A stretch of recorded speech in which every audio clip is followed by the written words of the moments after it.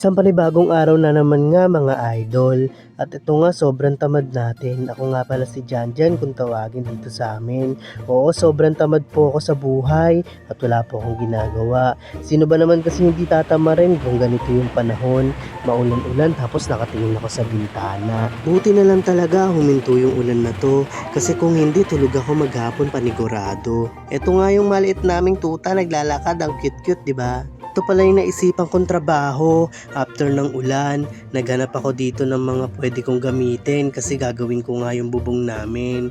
O ayan yung baby boss namin, o umiiyak-iyak na, iinitan. Ayan pala yung munting lutuan namin. Ito nga, hinalo-halo ko na rin tong pintura. Nilagyan ko na rin ng onting tubig para hindi yun magastos. Ito pala yung pipinturahan ko, yung bubong namin. Bago ko nga siya pinturahan, minalis ko muna.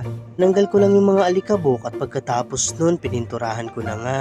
Kasi mas maganda kasi kapag may pintura, mas tatagal yung quality niya. Ito nga, naka-timeslap na tayo. Sobrang bilis ko talaga gumalaw dito. Ito na yung finished product natin, o diba parang brand new. Pininturahan ko na rin pala yung iba dito para ikakabit ko na lang siya mamaya doon sa may taas ng aming lababo. Habang pumupukpok nga ako, biglang may sumigaw sa likod ko. Akala ko naman kung sino. Yung pala yung tropa lang namin na gwapo. Ito nga pala siya. Ano unahin mo ipapalit?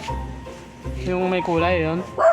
Yung may kulay yun.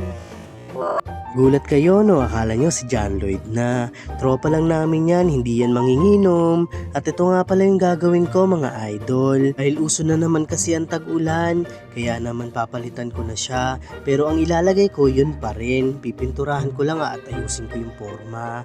At ito na nga pala ang finished product niya. So yun lang, peace yo! Pakishare na rin pala ng video natin mga idol.